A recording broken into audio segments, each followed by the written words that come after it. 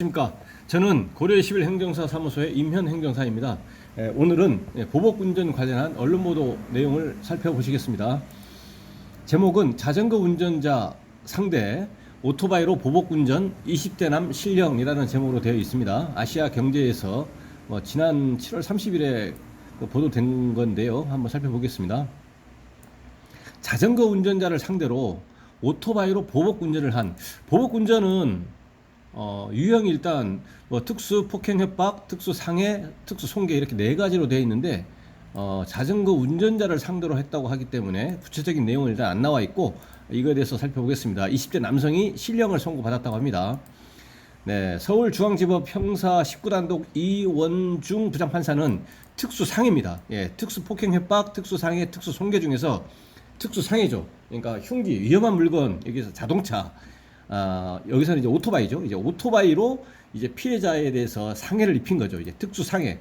특수상해의 특징은 벌금형이 없습니다. 그러하기 때문에 형사 절차에서 운전자가 만일에 특수상해로 피해를 입혔다면 벌금형이 없기 때문에, 그렇다면 뭐 사형이 아니라면 징역형의 실형 또는 징역형의 집행유예 선고인데, 실형이 아니고 징역형의 집행유예 선고만 받는다고 하더라도 공무원 신분인 경우에 별도의 징계 절차를 거칠 필요 없이 징역형의 집행유예가 확정이 되면 국가공무원법이나 지방공무원법의 명시적 규정에 의해서 당연히 퇴직합니다. 공무원 신분이 상실이 되는 거죠. 그렇기 때문에 그러한 공무원이 신분이 있는 경우에는 벌금형 자체는 이제 법정형이 없으니까 아예 안 되는 거니까, 아예 기소하기 전 단계인 기소유예 처분을 받는다거나 그렇게 하기 위해서 이제 최대한 노력을 이제 해보는 거죠. 왜냐하면 기소가 돼버리면 벌금형이 안 나오고 당연 퇴직이 되는 형을 받게 되는 거니까요. 그래서 특수상해 혐의로 기소된 A 28세입니다. A 씨에게 징역 6개월을 선고했다. 징역형을 선고했습니다.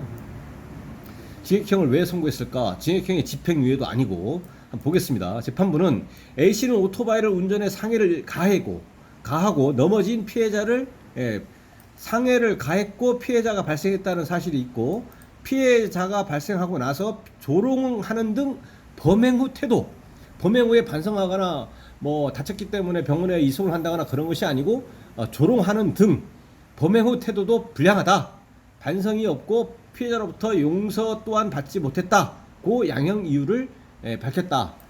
다만 도주 증거인멸 우려가 없고 피해자와 합의가 아니라, 합의했다는 것이 아니라 합의할 시간을 주겠다면서 선고하면서 바로 법정에서 구속하지는 않았다라는 겁니다.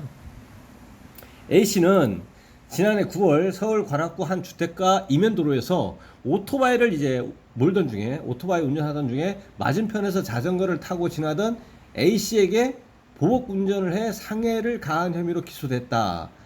그 내용을 자세히 보면 A씨는 당시 이제 맞은편에서 자전거가 타고 지나가기 때문에 자신의 운행에 방해된다는 이유로 유턴을 해가지고 자전거를 앞질러서 속도를 갑자기 늦추는 방식으로 급정거한 거죠.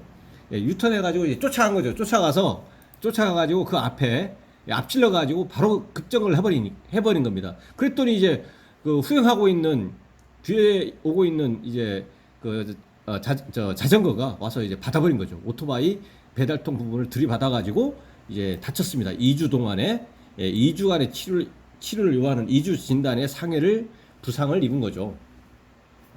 A 씨는 법정에서 비가 내려 노면이 젖어 오토바이가 미끄러진 것이라며 혐의를 부인했다라는 거죠. 그렇지만 재판부는 도로 상태, 운행 형태, 사고 후 피고인 모습 등을 미뤄보면 오토바이가 비로 인해 미끄러진 것은 아닌 것으로 보인다며 A씨 주장을 받아들이지 않았다 라고 이제 판시를 했습니다.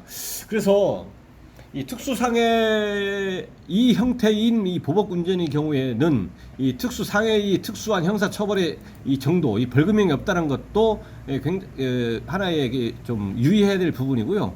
그 다음에 이 행정처분은 이제 도로교통법에서는 불구속이 된 경우에는 이제 100일 면허정지 처분으로 돼 있고, 구속이 된 경우는 이제 1년 취소, 면허 취소 플러스 면허 취소 결격 기간 1년으로 이렇게 되어 있습니다.